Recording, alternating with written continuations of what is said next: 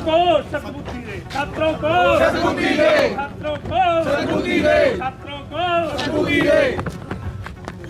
शिक्षक का सम्मान राष्ट्र का सम्मान है, शिक्षक का सम्मान राष्ट्र का सम्मान है। जगबीर सिंह पन्नू जी अमर रहे, अमर रहे, अमर रहे। जगबीर पन्नू अमर रहे, जगबीर पन्नू अमर रहे। हमारे समाज के अंदर पहले पॉलिसी थी हम दो हमारे दो, और हमारे दो के अंदर भी समस्या है कि अगर पहला लड़का होगा दूसरा बच्चा होता है नहीं, और समाज से वो रिश्ते भी विलुप्त होते जा रहे हैं। और समस्या क्या, जिसके घर में बच्चा एक है उसके लिए सब कुछ ही वही है, उसको इतने लाड प्यार से रखा जाता है और इतना स्टैंडर्ड का मोबाइल दिला दिया जाता है, और जो चीज़ें वो मोबाइल पे देखता है सीखता है। अगर बच्चों ने हत्या की तो मोबाइल से यूट्यूब से देख के सीखा हमने कैसे ये मर्डर करना है।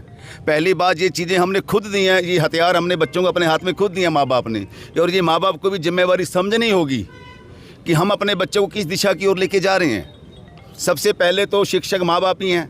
हमारे पास जब बच्चा आता है तब उसकी बुद्धि का विकास हो चुका होता है।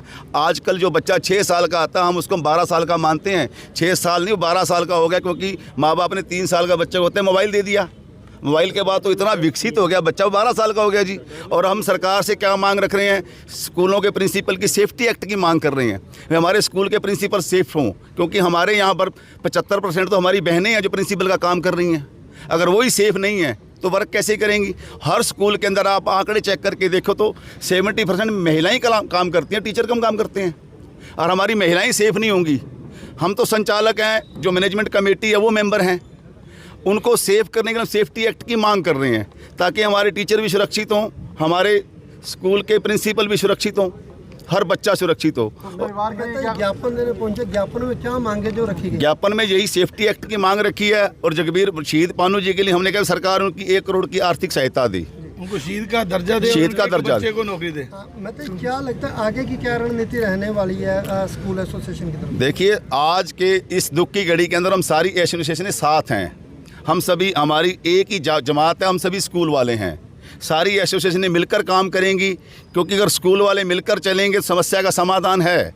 हम इस सरकार से अपेक्षा करते हैं कि सभी इन गुरुजनों से पढ़कर, चाहे कोई एमएलए बना है, चाहे कोई डीसी बना है, चाहे कोई टीचर बना है, चाहे कोई वकील बना है, उनको भी पता है कि गुरुजनों के बिना देश का उद्धार संभव नहीं है, और इनके बिना हम आगे नहीं बढ़ सकते। और जहां पर गुरु का तिरस्कार होगा, आप देखिए वो समाज किस दिशा की ओर जाएगा। राम सिंह जी, शहर में जिस तरह का मामला हुआ उसके बाद आपकी एसोसिएशन की तरफ से क्या स्टेप है जी, आप वो बताइए। एसोसिएशन जो है एक तो कानूनी कार्रवाई कर रही है, क्योंकि कानूनी कार्रवाई कोर्ट में है, और उसमें जो है सभी हम साथ खड़े हैं।